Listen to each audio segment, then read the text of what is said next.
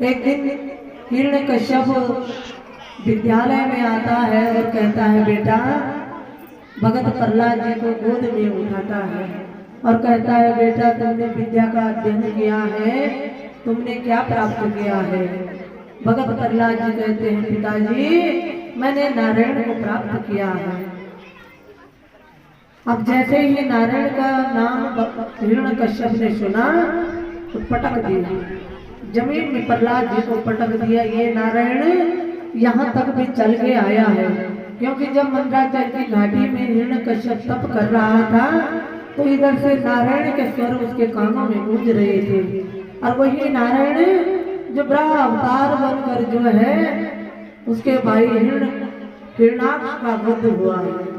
तो कुछ तो ब्रह्मा, कुछ तो विष्णु जी से भाई का बैर है और इस प्रकार से दुश्मनी रच रहा है। कहा, बेटा, दोबारा तुम्हारे मुंह से मैं ऐसे शब्द नहीं सुनना चाहता हूँ। और तुरंत गुरु के पास गए। हे गुरुदेव, आप मेरे पुत्र को क्या अनाप शनाप शिक्षा प्रदान कर रहे हो? इसे केवल राक्षस नीति का ही वो नारायण के बैर, वो पिता के बैरी हर दम नारायण नारायण की रट लगाए हैं। तो असुरों का पुत्र है कि कौन है? और बड़ा बैर की भावना से जो है प्रहलाद जी को देखने लग गया। लेकिन भगत प्रहलाद जी के मुंह से एक भी शब्द अलग नहीं है। अनेक प्रकार से मित्रों के साथ में भगत प्रहलाद जी ने नारायण की लीलाओं का खेल खेला। अनेक प्रकार से जो है अन्य बालकों के मन में भी नारायण की भक्ति उत्पन्न करी। अब एक दिन जब प्रहलाद जी के मुंह से ये शब्द छूटा नहीं तो एक दिन हिरण्यकश्यप को क्रोध आ गया और अपने मंत्रियों को आदेश दिया, जाओ, अब तो ना ये पुत्र है और ना मैं पिता हूँ, इसे एक चट्टान पे ले जाओ और वहां से फेंक दो, इसको डराओ, इसके अंदर मौत का भय उत्पन्न कराओ। भगत प्रहलाद जी को एक चट्टान में ले जाया गया, वहां से फेंका गया, लेकिन वहां पर भी स्वयं नारायण ने नीचे से चादर लगाकर जो है प्रहलाद जी को बचा दिया। एक दिन जब यहाँ पे भी प्रहलाद जी की मृत्यु नहीं हुई, एक आग का गट्ठा जलाकर जो है एक तांबे के बर्तन को लाल किया जाए और वहां पर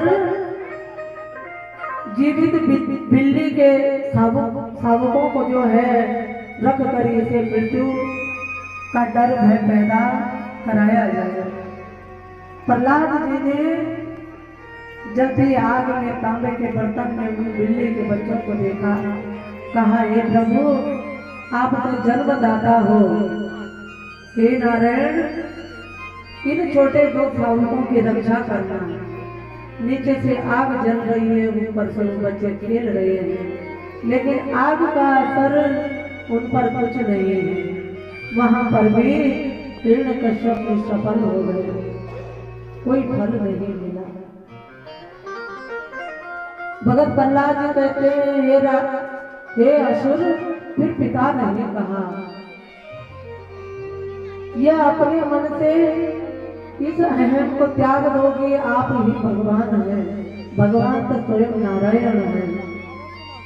तो हिरण्यकश्यप को बड़ा क्रोध आ गया कि भगवान भगवान के रट लगाए हैं, आज मैं देखता हूं कि तेरा कौन सा भगवान तुझे बचाता है। और मंत्रियों को आदेश दिया कि एक लाल आग बबूला एक खंबा यहाँ पे उत्पन्न किया जाए, खंबे को रखा जाए और उसमें प्रहलाद को बांधा जाए। आज देखते हैं इसे इसका कौन सा भगवान बचाता है। प्रहलाद जी ने कहा, मारने वाला तो ये नारायण है और जीवन दान देने वाला भी ये नारायण है, आप कौन मारने वाले हैं? जैसे ही उस लाल आग बबूले खंभे में प्रहलाद जी को बांधा जा रहा था। इधर नारायण का ध्यान किया, नारायण का चिंतन किया, प्रभु आप तो सबके रक्षक हैं, आज मेरी भी रक्षा करो। और जैसे ही उस खंभे को छूकर बांधना चाहते थे, वहां से एक बहुत बड़ा शहर नरसिंह के रूप में उत्पन्न हो गया। बोले नरसिंह भगवान की। और वो नरसिंह हिरण्यकश्यप के पीछे दौड़ने लगा। कुछ दूर तक दौड़ दौड़ कर गया और स्वयं छाती में बैठकर जो है चीर दिया। क्योंकि न वो रात्रि का समय था और न वो दिन का समय था, और न वो अंदर था न बाहर था। आधे ही रास्ते में जो है मार दिया। क्योंकि दिति ने अपने पुत्रों के लिए वरदान मांगा था कि मेरे पुत्रों को कोई मारे। ये ब्रह्मा जी का वरदान था। और न कोई मेरे पुत्र अस्त्र शस्त्र से मरे और न कोई मनुष्य जीव मारे। तो स्वयं भगवान ने नरसिंह रूप धारण किया और हिरण्यकश्यप का वध कर दिया। तो इस प्रकार से भगवान ने सदैव अपने भक्त की रक्षा की है, चाहे जिस में हो, लेकिन हमेशा सत्य की ही जीत हुई है, विजय हमेशा सत्य की हुई है। पाप की जीत नहीं होती है और पाप से कमाया हुआ धन कभी फल नहीं देता है। और जो सुख गरीबी में है वो अमीरी में नहीं है। क्योंकि मानते हैं कि बिना धन का भी जीवन चलाना कठिन है। यदि तिरे सचराय तो ये एक दिन की बात है। ये गाय चरा रहे थे, गायों को चुगा रहे थे। श्याम बलराम दोनों भैया अब कुछ बड़े हुए हैं और ये गायों को चुगा रहे थे। ग्वाल वालों के साथ यमुना तट पर खेल रहे हैं।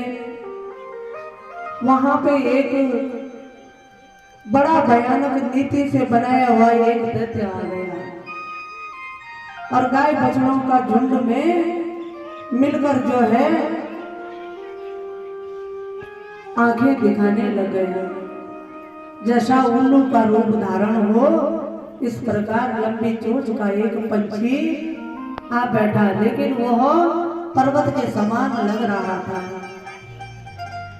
उसने भगवान जैसे ही भगवान उसके सम्मुख गए तो बाल कृष्ण को निगल लिया। अब जो ग्वाल बाल थे उन्हें बड़ा भय हो गया, जोर जोर से चिल्लाने लगे। लेकिन भगवान को तो अपनी लीला करनी थी। भगवान लीला करने के लिए इस धराधाम पे आए थे। तो भगवान ने उसके मुंह में जाकर बड़ी विडंबना उसे दी और उसे धराधाम पर ही समाप्त कर दिया। अनेक प्रकार से राक्षसों का उद्धार किया भगवान ने। देवताओं का नहीं, राक्षसों का भी उद्धार किया।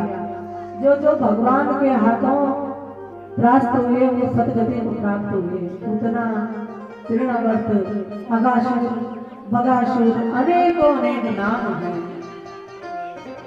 भगवान ने मोहिनी रूप धारण कर स्वयं समुद्र मंथन में देवताओं को विजय प्राप्त कराई।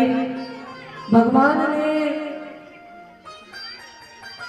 गज नामक हाथी का उद्धार किया, क्योंकि ये गज हाथी बड़ा बलशाली था। तो एक दिन की बात है, ये नदी में स्नान करने अपने परिवार के साथ गया और इसका पांव जो है मगरमच्छ ने उसी नदी में पकड़ लिया। बहुत समय बीता, कई हजार वर्षों तक गज का और इस मगरमच्छ का युद्ध चला, लेकिन ये पांव नहीं छुड़ा सका। इतना बड़ा बलशाली हाथी। तो पति पत्नियां बच्चे सब छोड़ के चले गए। फिर गज बेचारा अकेला रह गया। इसने भगवान नारायण का ध्यान किया, है प्रभु, लेकिन कब किया? जब अंत समय था। क्योंकि जब तक उसके पास समय था तब तक उसने अपने पुत्र पौत्र पत्नियों को याद किया, नाते रिश्तेदारों को याद किया, इसको बुलाया उसको बुलाया। लेकिन जब देखा कि कोई भी उसकी सहायता नहीं कर रहा तो फिर भगवान नारायण को याद किया। भगवान नारायण स्वयं आए और इस मगरमच्छ से जो है इसके पांव को छुड़ाया और तब जाके जो है गज के प्राण बचे। तो भगवान ने समय समय पर भक्तों का कल्याण किया। अनेकों प्रकार से सुखदेव जी महाराज कहते हैं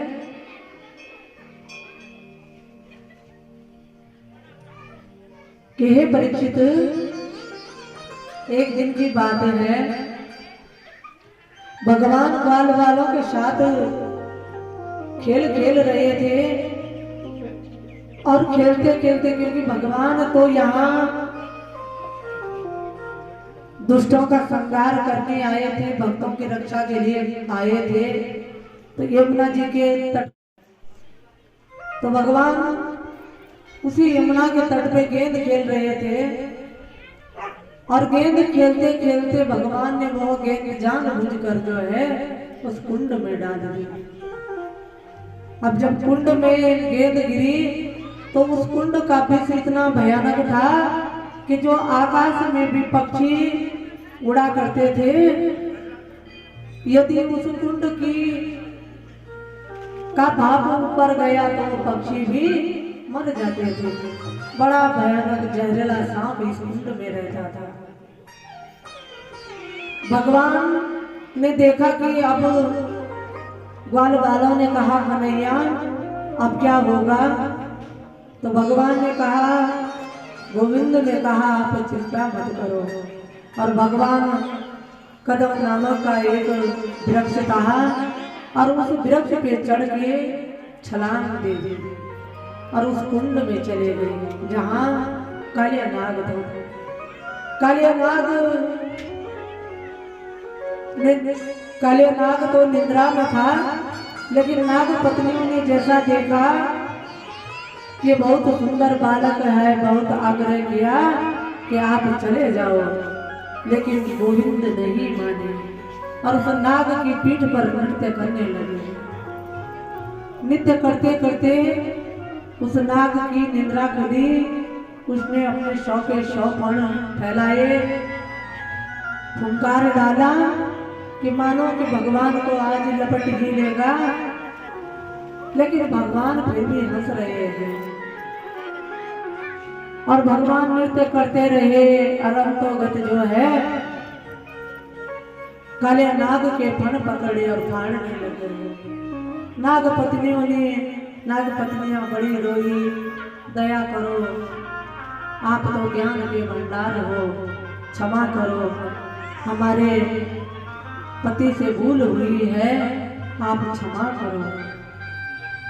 पत्नियों के आग्रह पे दया आई। तत्पश्चात भगवान ने क्षमा किया। अंत में कालिया नाग को भी क्षमा मांगनी पड़ी। तो नाग पत्नियों ने कहा, प्रभु हमें कोई ऐसा स्थान दे दो कि जहां हम अपने पति परमेश्वर के साथ हम रम सके, रह सके। तो भगवान ने स्थान दे दिया, एक रमणीक का स्थान बता दिया, क्षेम नागराज। एक रमण द्वीप है यहाँ पर, ये पंकोली में शायद है, इधर लमगांव रेखा रमोली की तरफ ये है। तो रमणी का स्थान में जो है, रमण द्वीप पे जो है कालिया नाग को स्थापित किया। और जो गरुड़ के वैश्य नाग यहाँ यमुना के कुंड में छुपा था, वहां से भी मुक्त कराया। भगवान ने अनेक प्रकार से तो आए हैं, हम भी भगवान शिवनाथ जगत जननी दुर्गा भवानी मैया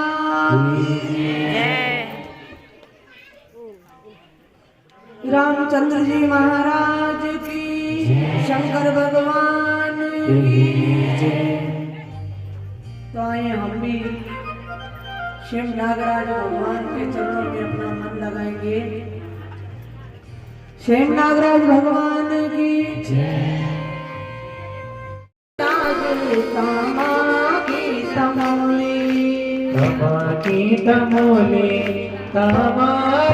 तमोली श्री